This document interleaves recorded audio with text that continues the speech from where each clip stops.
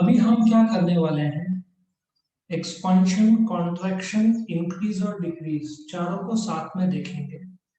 अभी जो मैंने लिया था, जो इंडिविजुअल लेवल पे, वो दो दो मार्क के लिए था, शॉर्ट नोट में या मीनिंग के रूप में आ सकता था। अभी जो मैं ले रहा हूं वो डिस्टिंग्विश बिटवीन है, या तो एक्सपांशन कॉन्ट्रैक्शन, या इंक्रीज डिक्रीज, या एक्सपांशन इंक्रीज, या कॉन्ट्रैक्शन डिक्रीज। ये भी 2 से 4 मार्क का आएगा। तो लेट अस अंडरस्टैंड दिस। तुम्हारे सामने एक्सपांशन, कॉन्ट्रैक्शन, इंक्रीज और डिक्रीज आ रहा है। यदि तुमको याद होगा, एक्सपांशन और कॉन्ट्रैक्शन को टेक्निकल भाषा में वेरिएशन बोलते हैं।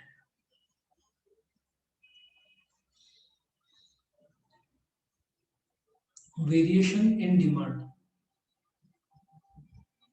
या वेरिएशन इन सप्लाई, क्योंकि बार बार डिमांड आता है, क्योंकि एक्सपांशन उधर भी है ना, सेम। स्लाइड ग्राफ में फर्क है, कंसेप्ट सेम है।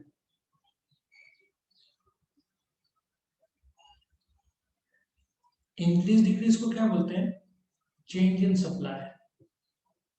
So change in supply, so variation in supply price के बदलने से होता है, change in supply other factors के बदलने से होता है। लेकिन तुमको इन दोनों का डिस्टिंग्विश से ज्यादा ये चारों समझना पड़ेगा। अब ध्यान से समझो, expansion of supply is the rise in supply. देखो सप्लाई बढ़ रहा है due to rise in price.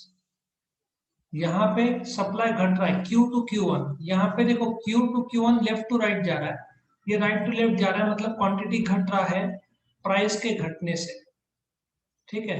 So expansion of supply is the rise in supply caused by a rise in price alone। मतलब प्राइस का बढ़ना एक ही कारण है जिसकी वजह से क्वांटिटी बढ़ रहा है। Contraction of supply is the fall in supply caused by a fall in price alone। Increase in supply में तुम्हारा सप्लाई बढ़ रहा है। Increase in supply is the rise in supply caused by factors other than the price।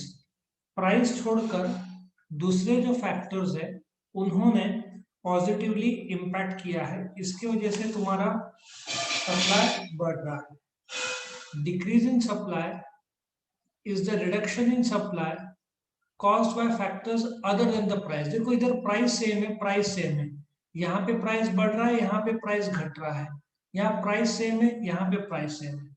सो इसका occurrence कब होता है? इसका ऑकरेंस एक ही जगह हो सकता है, जब प्राइस बढ़ता है। ठीक है। और अदर फैक्टर्स, मतलब नेचुरल फैक्टर्स, टेक्नोलॉजी, वो सब स्थिर है। एक बदलाव एक ही चीज में हो रहा है। ऐसे सोचो 10 फैक्टर्स बैठे हुए, सिर्फ एक बदल रहा है, that is price. Price increases, other factors are constant. यहाँ price decreases, other factors are constant. यहाँ पे प्राइस कांस्टेंट है बट अदर फैक्टर्स फेवरेबली बदल रहा है। टेक्नोलॉजी अच्छा हो रहा है, नेचुरल फैक्टर्स इंप्रूव हो रहा है। ठीक है। और दूसरे जो फैक्टर्स है, गवर्नमेंट पॉलिसी फेवरेबल हो गया है। सो यहाँ पे प्राइस सेम है बट अदर फैक्टर्स अनफेवरेबली चेंज हो रहा है। ठीक है, इसलिए ये क्वांटिटी घट रहा है। यहाँ पे equilibrium point left to right जा रहा है। ये जो एक ही कर्व में सब हो रहा है, इसको movement along the supply curve बोलते हैं। इसका equilibrium point E to E1 right to left downward हो रहा है।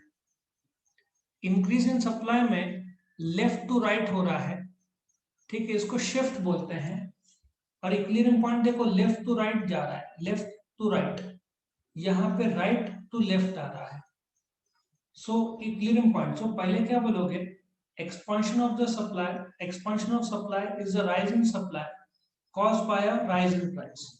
Contraction of supply is the fall in supply caused by a fall in price। Increase in supply is the rise in supply caused by factors other than the price। Price छोड़कर दूसरे factors। Decrease in supply is the fall in supply caused by factors other than the price। Price same है, दूसरे factors बदल रहे हैं। यहाँ पे occurrence में प्राइस बढ़ रहा है, other factors are constant, price घट रहा है, अदर फैक्टर्स आर कांस्टेंट, यहाँ प्राइस सेम है, other factors are changing favourably, यहाँ price is constant, other factors are changing unfavourably. Equilibrium point left to right upward जा रहा है, ये राइट टू लेफ्ट डाउनवर्ड आ रहा है, ये लेफ्ट टू राइट जा रहा है, शिफ्ट हो रहा है, ये मूवमेंट अलोंग द कर्व है क्योंकि एक ही कर्व है, यहाँ दो कर्व्स है, शिफ्ट हो रहा है फ्रॉम लेफ्ट टू राइट, ये शिफ्ट हो रहा है फ्रॉम राइट टू लेफ्ट, ठीक है ना। और लास्ट में तुम ग्राफ ड्रॉ करोगे तो तुमको फुल मार्क्स मिलेगा, या तो एक्सपांशन कॉन्ट्रैक्शन आएगा एग्जाम में, एक्सपांशन इंक्रीज आएगा, इंक्रीज डिक्रीज आएगा, कॉन्ट्रैक्शन डिक्रीज आएगा, कुछ भी बोल सकते हो। Variation in supply chain in supply बोला तो यहाँ पे प्राइस बदलता है, यहाँ पे प्राइस नहीं बदलता, यहाँ पे मूवमेंट अलोंग द कर्व होता है, यहाँ पे शिफ्ट होता है कर्व में। और एग्जांपल एक्सपांशन कॉन्ट्रैक्शन, यहाँ पे एग्जांपल इंक्रीज डिक्रीज। वैसे वेरिएशन और चेंज तुम्हारे सिलेबस में दिखता नहीं है, ये चार में से कोई भी एक आ सकता है। समझा सबको? यस और नो? यस और नो? यस और नो? आवाज नहीं आ रही तुम्हारी, समझ में आया बेटा सबको?